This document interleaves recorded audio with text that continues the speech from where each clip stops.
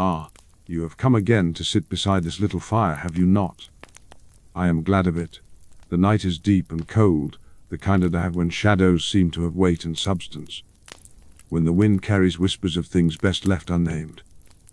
On such a night there is comfort in company, comfort in the warmth of glowing embers, and the familiar crackle of burning wood. Come, settle yourself in that chair there, the one with the worn cushion that seems to remember every weary traveller who has rested upon it. Let the warmth seep into your bones. Let the worries of the day drift like smoke rising to the rafters. Tonight, I wish to speak of dragons. I see you shift in your seat at that word. Dragons, even in these diminished days. When the great worms of old are no more than memory and legend, the word still carries power. It stirs something deep within us, something ancient and primal, a fear that goes back to the very roots of the world. And well it should, for dragons were among the most terrible of all the creatures that Morgoth, the first and greatest of the Dark Lords, ever brought forth into being. They were his masterpieces of malice, living engines of destruction, and the terror they wrought upon Middle-earth shaped the course of history in ways that echo still. Let me tell you of them. Let me speak of Glaurung, the father of dragons, the first and in some ways the most cunning of all his kind. Let me tell you of Uncalegon the Black, the mightiest of the winged dragons, whose fall shattered the towers of Thangorodrim itself. Let me speak of the cold, drew the fire drakes of Scather and Smaug, of the long centuries of dread that the dragons brought to the peoples of Middle-earth. It is a dark tale, yes, but one that must be told.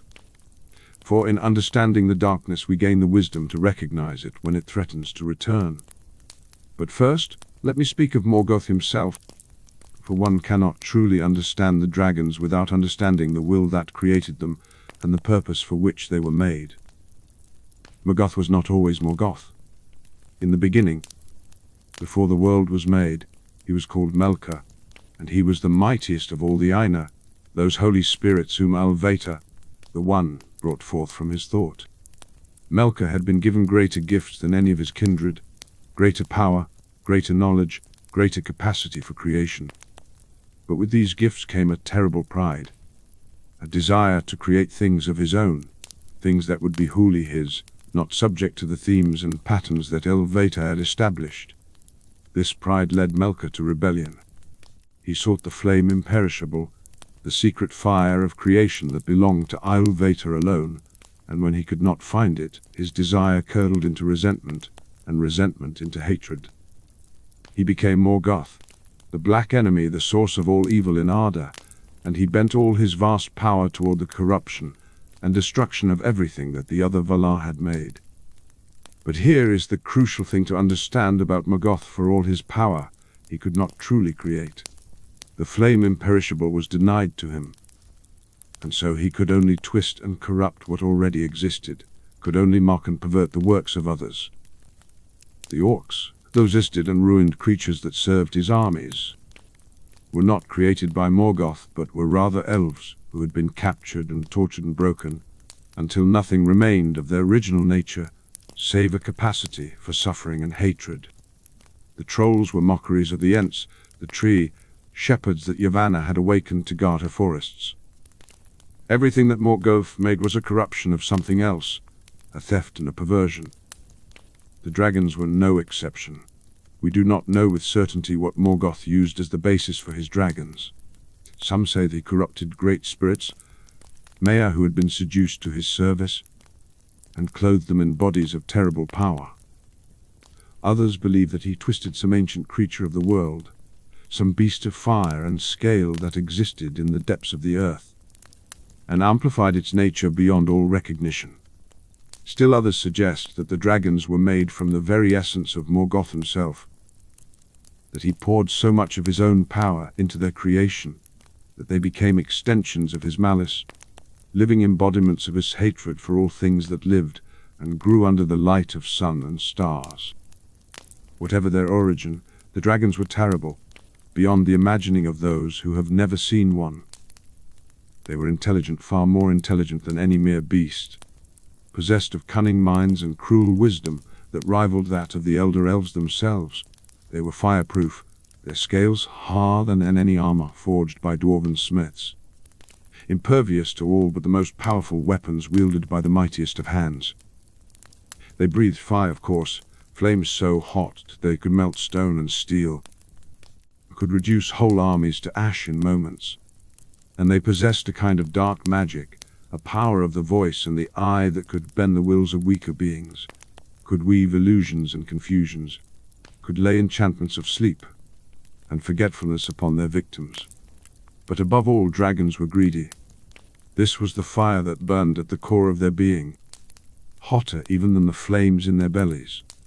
They desired treasure above all things, gold and jewels and precious metals, and they do anything, destroy anything, to possess such things. This greed was not merely a personality trait, but a fundamental aspect of their nature, woven into their very being by Morgoth as a tool of his malice. For Morgoth knew that the free peoples of Middle-earth also valued precious things, that the dwarves especially had a love of gold and gems that rivaled the dragon's own. By creating creatures that would forever covet what others had made and gathered, Morgoth ensured that there would be eternal conflict, eternal loss, eternal sorrow. Glaurung was the first. He came forth from the pits of Angband, Morgoth's great fortress in the north of Middle-earth, in the year that the elves reckons the 260th of the First Age. He was not yet fully grown, this first of dragons, but even in his youth he was terrible to behold. His scales were golden, burnished like the finest armor, and his eyes burned with an ancient malice that seemed to pierce through flesh and bone to the very soul. He emerged from the gates of Angband without warning, slithering forth across the plain of Ard, Galen like a river of flame and shadow, and he fell upon the elves of Hithlum and Ambach in terror. The elves were unprepared. They had never seen such a creature, had no weapons that could pierce his hide, no strategy that could counter his flames. Glaurung burned their camps and scattered their forces, and for a time it seemed that all the northern realms would fall before this single monster. But Glaurung was young, as I have said, and his armor was not yet fully hardened. The elven prince Fingon, son of Fingolfin the High King, rallied his horsemen and rode against the dragon with all the courage that his ancient blood could muster. They could not harm Glaurung directly, but they harried him with arrows and spears, kept him moving, kept him from settling in any one place to work his destruction, and at last, frustrated and wounded in his pride, if not his flesh, Glaurung withdrew to the pits of Angband to heal and to grow. Morgoth was furious. He had revealed his new weapon too soon, before it was ready, and now the elves knew that dragons could be driven back, if not defeated. He confined Glaurung to the depths of Angband for nearly 200 years, feeding him captives and treasure, letting him grow and mature and harden until his scales were truly impenetrable and his flames could melt the very stones of mountains. When Glaurung emerged again, in the terrible year of the Dagor Bragalach, the Battle of Sudden Flame, he was a horror beyond description. Let me speak of that battle, for it was one of the greatest catastrophes of the First Age. A turning point in the long war between Morgoth and the free peoples of Middle-earth. For centuries, the elven kingdoms had maintained a siege around Angband, preventing Morgoth from extending his power beyond the mountains that surrounded his fortress. It was an uneasy stalemate, punctuated by skirmishes and raids. But for the most part the darkness was contained, and the elven realms flourished in what peace they could find. The Dagor Bragalach shattered that siege forever. Morgoth had been preparing in secret, gathering his forces, breeding new horrors in the depths of his fortress, and when he struck with overwhelming force. Rivers of fire poured from Thangorodrim, the three great mountains that crowned Angband, flowing across the plain of Ard Galen and setting it ablaze. The green grassland, a wasteland of ash and cinder, renamed Anfoglith, the gasping dust, and it remains so to this day, a testament to the devastation of that night. And at the head of Morgoth's armies came Glaurung. He was vast now, a mountain of scales and flame, and no weapon could touch him. He led the charge against the elven fortresses, burning everything in his path, and behind him balrogs and orcs, and all the fell creatures of the north. The elven siege was broken. The great fortress of Fingolfin fell, and the High King rode forth to challenge Morgoth himself in single combat. A desperate act of defiance that ended in his death, but wounded the Dark Lord grievously. The fortress of Minas Tirith, the Tower of God that watched the pass of Sien, was besieged and eventually fell. The realms of the east, the lands of the sons of Evanor, were overrun. Only in a few places did resistance hold. Fingon's realm and Ithlam and behind its mountain walls. Nargothrond, the hidden kingdom of Finrod Felagund, remained secret in its caves beside the river Narog. Doriath, protected by the power of Nairn the Maya, was impervious to assault. Gondolin, most secret of all the elven kingdoms, hidden in its encircling mountains, was not even found. But the balance had shifted. The free peoples were now on the defensive, scattered and diminished. While Morgoth's power grew with every passing year, Glaurung, meanwhile, had proven himself. He was Morgoth's most terrible weapon, a living siege engine that could break any fortress, scatter any army. And Morgoth used him freely in the years that followed, sending him forth whenever the forces of light seemed to be gathering for a counterattack, letting his terrible presence remind the elves and men that they fought against powers beyond their strength. It was during this dark time that the most famous tale of Glaurung unfolded, the tragedy of Titi-Rin Tirumbar. Titi-Rin was a man, a hero of the House of Hader, one of the great families of the Edain, the men who had allied themselves with the elves against Morgoth. His father was Each-Rin, the mightiest warrior of his age, who had been captured by Morgoth in the terrible battle of Unnumbered Tears, and was held prisoner in Angband, forced to watch through Morgoth's dark arts as his family was destroyed by the curse that the Dark Lord laid upon them. For Morgoth hated Eich-Rin with a particular fury. Eich-Rin had defied him, had struck him with words of contempt even as he was being chained, and Morgoth could not forget or forgive that defiance. So he cursed Eich-Rin and all his kin, a curse of misfortune and tragedy that would follow them all their days. Tisi-Rin grew to manhood in Doriath, fostered by King Thingol, and he became a mighty warrior, perhaps the greatest that men have ever produced. But the curse of Morgoth hung over him like a shadow, and everything he touched seemed to turn to sorrow. He was proud and quick to anger, quick to take offense and slow to forgive, and these qualities, which might have been virtues in a lesser time, became instruments of his doom. The tale of Titi-Rin is long and sorrowful, too long to tell in full this night, but I must speak of his encounter with Glaurung, for it was the dragon who brought about the final tragedy of his cursed life. Titi-Rin came at last to Nargothrond, that hidden kingdom I mentioned before, and he rose to become its chief captain, the leader of its armies.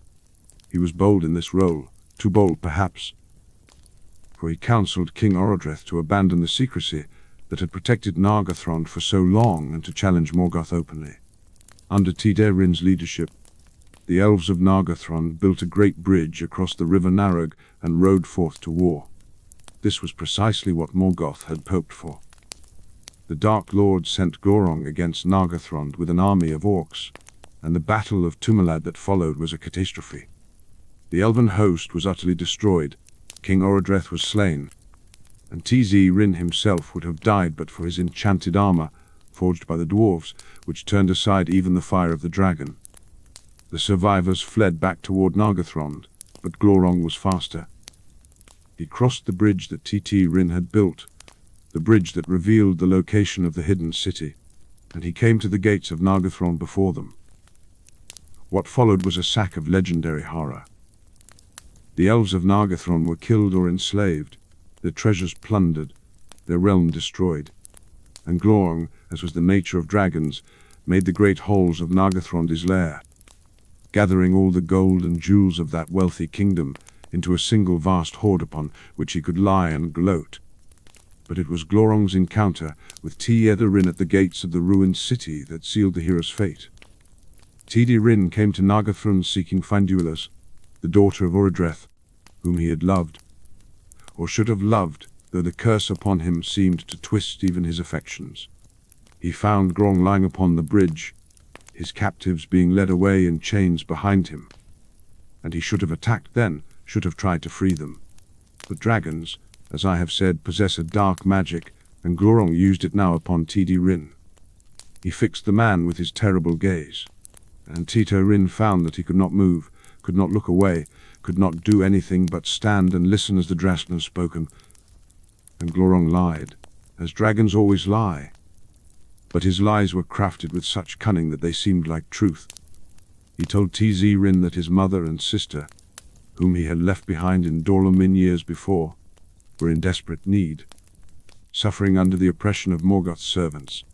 He made Tzi Rin believe that his duty lay not with the captives before him, with his family far away. And Tzi Rin, caught in the spell of the dragon's eyes, turned away from Finduilas and the other prisoners and went east, seeking his mother and sister. By the time the spell lifted and he realized what he had done, it was too late. Finduilas had been killed by her captors, and Tzi Rin's chance to save her was lost forever. But the tragedy was not yet complete. Tzi Rin wandered for a time, half mad with grief and guilt, until he came at last to the forest of Brithil, where a remnant of his people had taken refuge. There he met a young woman named Neil, beautiful and gentle, whom he loved and married. For a brief time, he knew something like happiness, though shadows still haunted his dreams. What Tzi Rin did not know, what he could not have, was that Neil was his sister. Nainor, she had been called. Born after Tzi Rin had left his mother's house, she had come seeking her brother years later, accompanied by their mother, and they had found the lair of Glaurung. The dragon had cast a spell of forgetfulness upon Nainor, wiping away all memory of who she was, and she had wandered lost in the wild until the people of Brithil found her and gave her the name Manil, which means Tear Maiden. When Glaurung left Nargothrond at last, drawn forth by the rumors of men living in Brithil and lusting for any treasure they might have, Tzi Rin went out to face him. He was determined to slay the dragon or die in the attempt, and after many perils he succeeded. He came upon Glaurung as they crossed a deep ravine, and he thrust his black sword girthing into the dragon's belly, into the one spot where the scales were soft and vulnerable. Glaurung screamed and thrashed, and the venom of his blood sprayed upon Tzi Rin, and the hero fell into a swoon from which he could not wake. But the dragon was dying, and even in death he would work one last evil. Nainil came seeking her husband, and found him lying as if dead beside the dragon, and Glaurung, with his last breath, opened his eyes and released the spell he had placed upon her. In a single terrible moment, Nainil remembered everything. She remembered that she was Nainor, daughter of Rin, sister of Tzi Rin. She remembered that she had married her own brother, that she carried his child within her. The horror was too great to bear. She cast herself into the ravine and died upon the rocks below. When Tzi Rin woke and learned what had happened, when he learned that his wife had been his sister, that everything he had tried to build had been corrupted by the curse of Morgoth, he could not go on. He spoke to his sword, to Girthing, the blade that had slain Glaurung, and asked if it would slay him as well. And the sword answered, as weapons of power some do in these tales, that it would gladly drink his blood, for he had used it to kill many who did not deserve death. Tzi Rin fell upon the blade and died there, beside the body of Rand he had slain. Thus ended the life of Tzi Rin Tiramba, meaning master of doom, though in truth it was doom that had mastered him. And thus ended Glaurung, the father of dragons, whose malice had outlasted even his own death. But Glaurung was only the first. Let me rest a moment, my friend, and let you rest as well. The tale of dragons is long, and we have much ground yet to cover. But take comfort in this: Glaurung is dead. He has been dead for ages upon ages, and all his malice is ended. The curse he served has been broken. The sorrow he caused has been mourned, and in some measured. Even the darkest tales have endings, and from those endings new beginnings grow. Now, let me speak of other dragons, of the great worms that came after Glaurung and carried on his terrible legacy. After Glaurung proved the worth of dragons as weapons of war, Morgoth bred more of them in the pits of Angband. We do not know how many dragons existed during the First Age, but there were certainly many, enough to form a significant part of Morgoth's armies. Some of these were fire drakes like Glaurung, crawling serpents that breathed flame and moved upon their bellies or on 4 short legs. But Morgoth was not content with what he had already achieved. He sought to make dragons that could fly. This was no simple matter, even for one of Morgoth's power. The bodies of dragons were massive, their scales heavy as stone, and to give them wings capable of bearing such weight required arts that pushed even Morgoth to use to their limits. It took him centuries to succeed, but succeed he did. And when the first winged dragons emerged from Angband, the balance of power in the war shifted once again. The winged dragons combined all the terrors of their crawling, kindred with the horror of flight. They could strike without warning, descending from the clouds like thunderbolts of flame. They could cross mountains in writhing hours that would have taken armies weeks. They could burn ships at sea, scatter cavalry in the field, level fortresses from above. There was no hiding from them, no terrain that offered safety. And the mightiest of these winged dragons, the greatest of all the dragons that ever lived in any age of the world, was Ankalagon the Black. We know little of Ankalagon's early history, for he was kept hidden in Angband until Morgoth's final hour. The Dark Lord knew that the Valar themselves had taken the field against him at last, that the armies of Valinor had crossed the sea to end his reign of terror once and for all. The War of Wrath had begun. The final confrontation between the powers of light and the forces of darkness, and for the first time since the earliest ages of the world, Morgoth faced foes he could not hope to defeat. The war lasted for 40 years of devastation that remade the very geography of Middle-earth. The hosts of Valar pressed ever northward, driving Morgoth's armies before them, and though the Dark Lord threw every weapon he possessed into the battle, it was not enough. Balrogs were slain, orcs were scattered, the great fortress of Angband was besieged, and its outer walls breached. And then Morgoth released the winged dragons. They came forth in a cloud of fire and shadow, all the winged dragons that Morgoth had bred over the centuries, and at their head flew Ankalagon the Black. He was vast beyond imagination, so great that his wings blotted out the stars when he passed overhead. His flames were like volcanic eruptions, his roar like thunder that shook the mountains.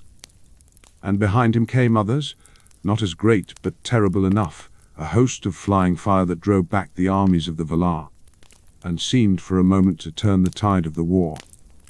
For a full night the dragons held the sky, and the forces of light fell back before them.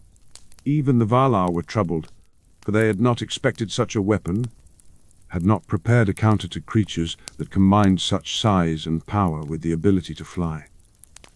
It seemed that Morgoth might yet snatch victory from defeat, that the war might drag on for decades more, that all the sacrifice and sorrow might yet be in vain.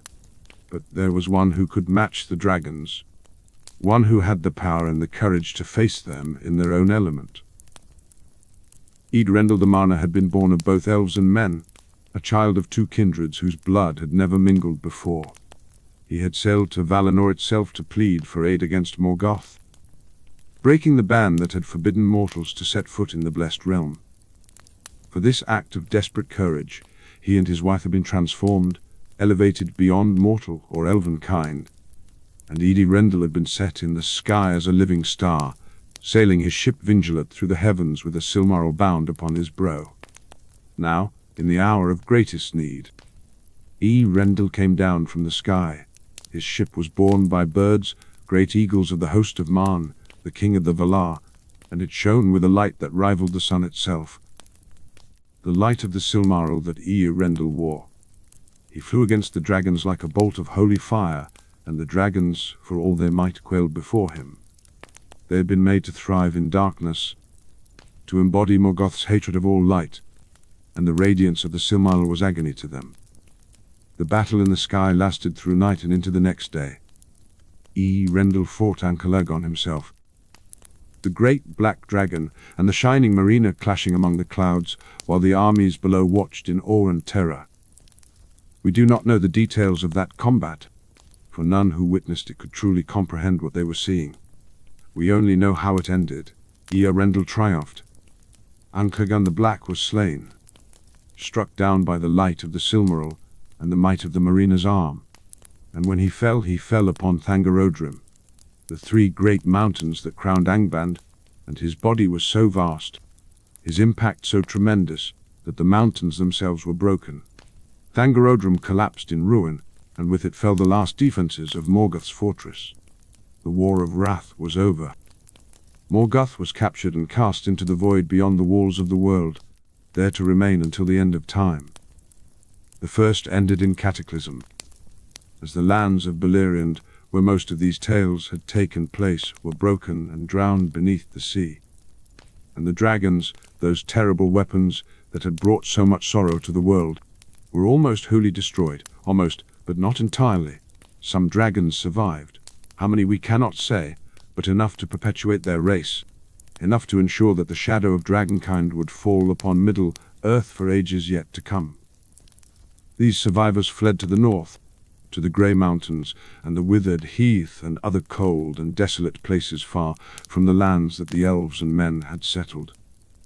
There they bred and multiplied, growing strong again in the long centuries of the Second and Third Ages. The dragons that survived the War of Wrath were of two kinds. Some were fire drakes, creatures of flame like Glaurung. Though none ever achieved his size or power, these tended to seek out places of natural fire, volcanic regions and geothermal vents where they could warm their cold blood and find sustenance in the earth's heat. The Phaeax were generally smaller than the great dragons of the First Age, but they were no less deadly for that. They could still breathe flame that melted steel, could still scatter armies and level towns. The other survivors were cold drakes, dragons that breathed not fire but a terrible freezing vapor, a mist of cold so intense that it could freeze flesh solid in moments. These cold drakes favored the frozen north, the glaciers and ice fields beyond the grey mountains, and they were rarely seen in the more temperate lands of Middle-earth. But they were not to be underestimated. Their armor was as strong as that of their fire-breathing cousins, and the cold of their breath was in some ways more terrible than fire, for it left no ruins to mark where prosperity had once stood, only silent frozen stillness. Both kinds of dragon retained the intelligence and malice of their ancestors. They could speak when they chose to, and their voices could weave lies and illusions almost as cunningly as Glaurung's had. They were greedy beyond measure, drawn to treasure like moths to flame, and they would kill and destroy without hesitation to add to their hoards. And they lived for thousands of years, these great worms, growing ever larger and more cunning as the ages passed. Let me tell you now of Scatha the Worm, for his tale is intertwined with the history of the Northmen, the ancestors of the Rohirrim who would later become such faithful allies of Gondor. Scatha was a great cold drake who dwelt in the Grey Mountains during the Third Age. We do not know precisely when he was born or how long he lived, but by the time the Northmen encountered him, he was already ancient and vastly powerful. He had accumulated a hoard of treasure over the centuries, stolen from the dwarves who had mined those mountains, and from any travellers unfortunate enough to cross his path. His lair was a cave high in the peaks, filled with gold and jewels and precious objects of every kind, and he guarded it with jealous fury. The Northmen of that region are the Dorotheod, the ancestors of the Horse Lords, and they suffered greatly from Scatha's depredations. The dragon would descend from his mountain lair without warning, burning villages and carrying off livestock, killing any who dared to resist him. For generations the Dorotheod lived in fear of the shadow from the mountains, never knowing when the cold mist of Scatha's breath might come creeping down the slopes. It was Fram, son of Frumgar, who finally ended Scatha's reign of terror. Fram was a prince of the Dorotheod, a warrior of renowned courage and skill. He tracked Scatha to his lair and faced him there, alone or with only a small band of companions. The tales differ on this point. We do not know the details of the battle, whether Fram discovered some weakness in the dragon's armor, or whether he simply struck with such speed and precision that even Satha's ancient cunning could not save him. We only know that Fram emerged victorious, that Scatha was slain, and that the horde of the Grey Mountains passed into the possession of men. But the treasure of Scatha brought no joy to those who claimed it. The dwarves of the Grey Mountains had their own memories of the horde, their own claims to treasure that they or their ancestors had mined and crafted. When they learned that Fram had slain Scatha and taken the dragon's treasure, they sent messengers demanding the return of what they considered rightfully theirs. Fram refused, and his refusal was not merely rejection but an insult. He sent the dwarves a necklace made from Scatha's teeth, with a message saying that such jewels were rare and that the dwarf that find it difficult to match them in their own smithies. This was not wise. The enmity between Fram's people and the dwarves grew hot and bitter, and though we do not know exactly what happened next, the legends say that Fram was killed by the dwarves, whether in open battle or by treachery. The feud poisoned relations between the two peoples for generations, and some say that the treasure of Scatha was cursed, that no good ever came to those who possessed it. Is this not the way with dragon gold? It seems to carry something of the Gun's malice with it. Even after the worm is dead, those who possess it become possessive, greedy, unwilling to share or spend. They hoard it as the dragon hoarded it, and it brings them the same isolation, the same bitter suspicion that afflicted the great worms in their lonely lairs. Perhaps this is because the gold remembers being touched by a dragon's claws. Or perhaps it is simply that the greed which dragons kindled in the hearts of those they robbed does not die when the dragon dies. Either way, dragon treasure is seldom a blessing to those who take it. But let me turn now to another thread of this long tale, to the dragons that afflicted the dwarves in particular. For of all the peoples of Middle-earth, the dwarves suffered most from dragonkind, and their history is scarred by one dragon attack after another. The dwarves had established great kingdoms in the mountains in the north during the early Third Age. The mightiest of these was Khazad-dûm, the Dwaro Delph beneath the misty mountains, but there were others almost as grand, the realm of the Grey Mountains, the halls beneath the Lonely Mountain, the dwellings of the Iron Hills. These kingdoms were wealthy beyond measure, for the dwarves were master miners and craftsmen, and the mountains yielded up treasures to dwarven picks and dwarven skill. But wealth attracts dragons as surely as night follows day. The first great disaster came when the dragons descended upon the mountains. Multiple dragons were involved, we believe, though the records are unclear. They attacked the dwarven halls in force, burning and killing, and though the dwarves fought back with all their might, they could not stand against such fury. King Di-Ina was slain, along with his second son Fra, and the dwarves were driven from their ancient homes. Some fled east to the Iron Hills, where they established a new kingdom. Others went further south, to the Lonely Mountain, where they founded the realm of Erebor. Erebor flourished for many years.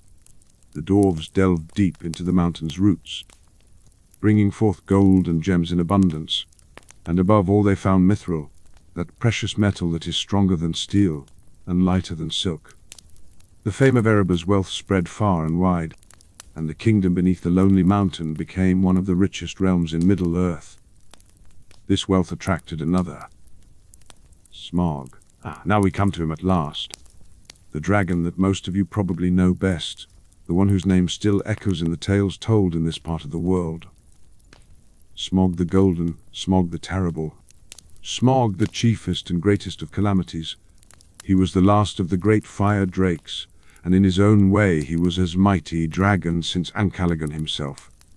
We do not know where Smaug came from, or how long he had lived before he descended upon Erebor. He was ancient, certainly, one of the survivors of the First Age, or their descendants, and he had likely accumulated and lost many hordes over the centuries. But by the time he set his eyes upon the Lonely Mountain, he was perhaps the last truly great dragon remaining in Middle-earth, and his greed was vast beyond all measure. He came without warning, as dragons always do. One day the sky above Dale, the town of Nan that had grown up near the gates of Erebor, darkened with wings and flame. Smaug descended upon the lonely mountain like a thunderbolt of fire, burning the town to ashes, killing its inhabitants by the thousands. He forced his way into the mountain's gates, his flames melting the very stone, and the dwarves fell back before him, unable to resist such fury. King Thur and his family escaped through a secret door, a hidden passage that led out through the mountainside. But most of the dwarves of Erebor were not so fortunate. They were killed or scattered, their realm destroyed in a single day, their treasures claimed by the dragon who now made the mountain his own. Smaug was thorough in his conquest. He hunted down the survivors, killed those he could catch, drove the rest far away.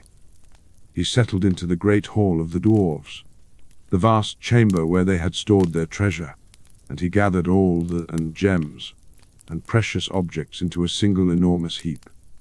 And there he lay for nearly 200 years, sleeping upon his hoard, waking only occasionally to hunt or to terrorize the surrounding countryside. The lands around the lonely mountain became a wasteland during Smaug's dominion. Dale was never rebuilt. The town of Esgaroth, far to the south on the Long Lake, lived in constant fear of the dragon's wrath. The dwarves wandered homeless in Middle-earth, their king reduced to a vagabond, the people scattered and diminished. And Smaug grew fat and lazy on his stolen treasure, secure in the knowledge that none could challenge him. I remember that time I did not yet know how central a role I would play in what came next. I was wandering the north, as was my custom in those days, watching and waiting for the return of the shadow that I knew must come. The darkness in Mirkwood was growing. The necromancer of Dol Guldur was gathering power, and I suspected, though I could not yet prove, that this necromancer was none other than Sauron himself, returned from the dead to threaten Middle-earth once more. But a dragon in the north was also a threat, and one that could not be ignored. Smaug was not allied with Sauron, as far as I knew, but neither was he opposed to him. Dragons serve no master but their own greed, but they might be persuaded to join a war if the rewards seemed sufficient. And if Sauron should ever offer Smaug a share of the plunder that a conquered Middle-earth would provide, if he should promise the dragon all the gold of the dwarves, and the treasures of the elves and the wealth of the kingdoms of men, Smaug might well become a weapon in the Dark Lord's hand. This was a risk I could not accept. I began to ponder the problem of the dragon, to consider how Smaug might be dealt with. It was not a simple matter. Dragons are not easily killed, as I have explained, and Smaug was one of the mightiest of his kind. His armor was stronger than any steel, his flames hotter than any furnace, his cunning greater than that of most wizards. A direct assault would be suicide, and even if an army could be raised to march against him, the losses would be catastrophic. No, what was needed was subtlety, a small group, not an army. Stealth rather than open warfare, and above all, luck, a tremendous amount of luck. It was chance, or perhaps something more than chance, that brought me the piece I needed to complete the puzzle. I was in Bree, that little town where the roads cross and travelers from all directions meet and mingle. I was sitting in the common room of the Prancing Pony, thinking my thoughts and smoking my pipe, when who should walk in but Thorin Oakenshield. I knew Thorin by reputation, of course. He was the grandson of Thor, heir to the throne of Erebor, leader in exile of the dwarves who had been driven from their home by Smaug. He was a proud dwarf, fierce and stubborn, with a hatred of the dragon that burned like a slow fire in his heart. And when I saw him, sitting there alone in the corner of that common room, I knew at once that the Valar had placed him in my path for a reason. I will not recount the full tale of the quest of Erebor tonight, for that is a story that would take many hours to tell properly, and much of it is already known to you, I suspect. Suffice it to say that I persuaded Thorin to attempt the impossible, to lead a company of dwarves back to the lonely mountain and reclaim his ancestral home. I convinced him that it could be done, that with the right help and the right strategy, even Smaug might be defeated. And I provided the crucial element of that strategy, a burglar. Bilbo Baggins was his name, a hobbit of the Shire. respectable and comfortable and utterly unlikely in every way. He had never done anything adventurous in his life, had never fared further than the next village, had never faced anything more dangerous than a late frost in his garden. But there was something about Bilbo, something that had sensed when I first met him years before, a spark of courage and resourcefulness buried deep beneath his comfortable exterior. I believed that this spark, properly canned, might make all the difference. I was right, though even I did not foresee just how right it would prove to be. The company travelled east, through the misty mountains and at the forest of Mirkwood, facing many perils along the way. They were captured by trolls, nearly eaten by goblins, hunted by wolves and bears and giant spiders. They survived it all, though barely, and at last they came to the lonely mountain. The secret door was still there, hidden in the mountainside, just as the old maps had shown. Bilbo opened it with the key that Thorin's father had given to me years before, and the little hobbit descended into the darkness of the dragon's lair. What Bilbo found there was the fulfillment of ever a dragon greed that has ever been told. Smaug's hoard was vast beyond imagining, a mountain of gold and jewels and precious objects piled high in the great hall of the dwarves. And upon this mountain lay Smaug himself, vast and terrible, his scales gleaming like armor of burnished copper, his breath hot and full with the stench of ancient fire. But Smaug was not asleep. The dragon had heard the approach of the company, had felt their footsteps on his mountain, had smelled dwarf and hobbit and knew that intruders were near. He was waiting when they entered, his great eyes half-lidded but watchful, his claws ready to strike. Yet Bilbo was clever. He had found a ring in the goblin tunnels, a simple golden band that could turn its wearer invisible, and he wore it now, hidden from the dragon's sight if not from his other senses. He spoke to Smaug in riddles, praising the dragon's magnificence, flattering his vanity, all the while searching for some weakness, some flaw in the dragon's seemingly perfect armor. And he found one, when Smaug rolled onto his side, displaying the jeweled waistcoat that covered his breast, a waistcoat made of countless gems that had embedded themselves in his scales over the years. Bilbo noticed a single bare patch, a gap in the armor just above the left breast, a hollow in the dragon's chest where no gems clung, where the scales had perhaps been damaged long ago and had never fully healed. This was Smaug's weakness, his one vulnerable spot. Bilbo escaped from the dragon's lair with this knowledge, though not without awakening Smaug's fury. The dragon burst forth from the mountain in a rage, determined to destroy whoever had dared to enter his domain. He flew south toward the lake town of Esgaroth, convinced the men there had aided the intruders, and he fell upon that town with all the fire and wrath of his ancient kind. The destruction of Esgaroth was terrible. The wooden buildings burned like kindling, the people fled in panic, and it seemed that the town would be utterly consumed. But among the defenders was a man named Bard, a descendant of the Lords of Dale, and he possessed a black arrow that had been passed down through his family for generations, an arrow forged of dwarf steel, and said to have the power to pierce any armor. Bard had been told of Smaug's weakness, a thrush, one of those clever birds that the dwarves had long used as messengers, had heard Bilbo's discovery and carried it to Lake Town. And now, as Smaug wheeled overhead, preparing for another devastating pass, Bard knocked his black arrow and took aim. He did not miss.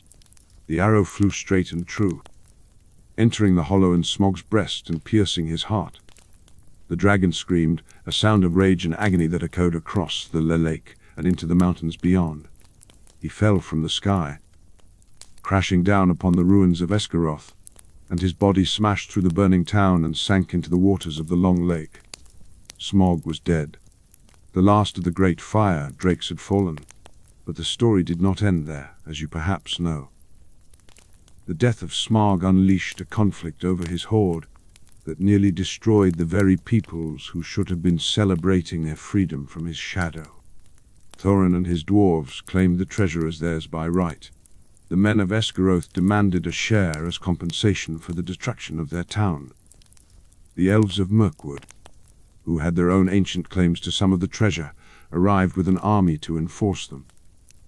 For a time, it seemed that war was inevitable, that those who had escaped the dragon's fire would perish instead by each other's swords. But then the goblins came, an army of orcs from the misty mountains, drawn by the news of Smaug's death and the prospect of unguarded treasure. And in the face of this common enemy, dwarves and men and elves put aside their quarrels and fought together. The battle of 5 armies was fierce and costly. Many died on both sides before the goblins were finally routed. Thorin Oakenshield fell, wounded in the fighting, and he died reconciled with Bilbo, whom he had wronged in his greed for the treasure. The kingdom of Erebor was restored, but at a terrible price. And the ring that Bilbo had found, that simple golden band that could turn its wearer invisible, that, my friend, is another story entirely, a story of far greater import than even the death of Smaug. But I will not tell it tonight. Some tales are too heavy for the dark hours before sleep, and that tale is the heaviest of all. Let me instead draw together the threads of what I have told you about dragons, and speak of what their legacy means for Middle-earth. The dragons are gone now, or so nearly gone as makes no difference. Smaug was the last of the truly great worms, the last who could threaten kingdoms and topple nations. There may still be dragons in the far north, in the withered heath or beyond. But if so, they are small and feeble things, shadows of the terrors their ancestors once were. The age of dragons has passed, and it will not return. But the memory of dragons lingers, and perhaps that is fitting. They were creatures of terrible majesty, beautiful in their own horrifying way, and the fear they inspired was not entirely without a kind of awe. Even Smaug, for all his cruelty and greed, had a magnificence to him, a grandeur that transcended mere monstrosity. To see a dragon in flight, scales gleaming like polished metal, wings blotting out the sky, fire streaming from its jaws, was to witness something that belonged more to myth than to the waking world. The dwarves remember. They have not forgotten the destruction of their kingdoms, the long years of exile, the bitter losses they suffered at Dragon Claws. But they have also kept faith with the skill and courage that finally overcame their ancient enemies. Erebor is restored, its halls filled once more with the sound of hammers and the songs of working dwarves. Dale has been rebuilt, its markets busting with trade from all corners of Middle-earth. The shadow of the dragon has lifted, and life goes on. The men remember too in their own way, the descendants of Bard the Garul in Dale, honored for the deed of their ancestor. The legend of the Black Arrow is told in taverns and sung in songs, a reminder that even the mightiest can fall to a single well-aimed stroke. The courage of those who face Smaug inspires new generations to stand against the darkness, whatever form it takes. And perhaps, in some fashion, the dragons themselves are remembered with something other than horror. For all their malice, they were part of the tapestry of Middle-earth, part of the long story of light against darkness that has shaped this world since its beginning. They served evil, yes, but in serving it they revealed its nature, showed that greed and cruelty lead only to isolation and ruin. They were warnings as well as weapons, examples of what happens when the desire to possess overwhelms all other considerations. Look at Smaug, lying alone in his mountain hall for nearly 2 centuries, surrounded by treasures he could neither use nor enjoy. Look at Glaurung, cunning beyond measure, but incapable of understanding the simple loyalties that sustained his victims even in their darkest hours. Look at Calagan, mightiest of all, falling at last before the light he was created to extinguish. The dragons were powerful, but their power was hollow. They had everything they desired and nothing that mattered. This is the lesson of dragons, if dragons can be said to teach anything. Greed is a fire that consumes from within. The desire to possess, to hoard, to keep for oneself what might be shared or given away, is a kind of death. The dragons died of it, one by one, and the world is better for their passing. But enough of lessons. The hour grows late, and you are here to rest, not to ponder the moral meanings of ancient monsters. Let the dragons sleep in their long defeat, and let us speak of gentler things. The fire is burning low now, Its flames diminished to a gentle glow that cast soft shadows across the walls of this little room. Outside, the night is deep and still, the kind of night when the stars seem to press close to the earth, when the boundary between waking and dreaming grows thin as mist. It is a good night for sleep, for letting go of the day's burdens and drifting into the peaceful darkness. I have told you of dragons tonight, of fire and shadow, of greed and destruction. But I have also told you of courage, of the small folk who stood against impossible odds and prevailed. Bilbo Baggins was no hero when he set out from his comfortable hole in the Shire, but he became one through the choices he made, through the courage he found when courage was needed. Bard was a simple bowman until the moment when his arrow changed the fate of nations. Rin, for all his tragedy, faced Glaurung and slew him, ending the first and most cunning of dragons. These are the true lessons of the tales I have told. Not the power of dragons, but the power of those who oppose them. Not the terror of ancient evil, but the courage that rises to meet it. Not the greed that consumes, but the generosity and fellowship that endure. You are capable of such courage, my friend. You may not face dragons in your life, but you will face challenges that seem just as insurmountable, fears that seem just as overwhelming. And when you do, remember the tales you have heard tonight. Remember that the mightiest can fall, that the smallest can triumph, that courage is not the absence of fear, but the choice to act despite it. But that is for tomorrow, or for other days yet to come. Tonight is for rest, for the quiet surrender to sleep that lets body and mind restore themselves. Tonight is for letting go. Close your eyes, if you have not already. Feel the warmth of wherever you are resting, the comfort of the moment. Let your breath slow and deepen. Let your thoughts scatter like leaves on a gentle wind. There is nothing you need to do right now, nothing you need to think about or worry over. The world will wait for you. It always does. Perhaps you will dream of dragons tonight. If so, dream of them as they truly were, magnificent and terrible, but ultimately defeated by the small and the humble. Dream of scales gleaming in firelight, of wings spread against the stars, of ancient voices speaking in tongues older than the hills. And then dream of the arrow that brought them down, of the courage that faced them, of the world that survived their passing. Or perhaps you will dream of gentler things, of green fields and quiet streams, of laughter shared with friends, of all the small and precious moments that make life worth living. Dream of the people you love, the places you know, the hopes you carry in your heart. These dreams are just as worthy, just as important as any tale of heroes and monsters. Whatever you dream, dream peacefully. Let the night wrap around you like a warm cloak, protecting you from all harm, holding you safe until the morning comes. Sleep is a gift, one of the most precious gifts we can give ourselves, and you deserve it tonight. I will stay here a while longer, watching the last embers fade, thinking my own thoughts in the comfortable silence. But you need not wait for me. Your journey into dreams awaits, and it is a journey you must take alone, as we all must. When the day is done and the night calls us to rest, go to it gladly. Go to it without fear. The tales I have told you tonight are part of you now, woven into the fabric of your memory, ready to surface whenever you need them. The courage of Bard, the cleverness of Bilbo, the endurance of all who faced the dragon lived to tell the tale. These are yours now, gifts from an old storyteller to a weary traveler. Use them well when the time comes. But for now, rest. The dragons are cold, their fires are cold, their hordes scattered. Their ancient malice ended at last. The world they threatened has survived, has healed, has grown new beauty in the places they once devastated. Life goes on, as it always does, finding its way through darkness into light. And so will you. Rest well, my friend. Rest deeply and peacefully, and when you wake, may you greet the new day with the courage and hope that have carried all the free peoples of Middle-earth through their darkest hours.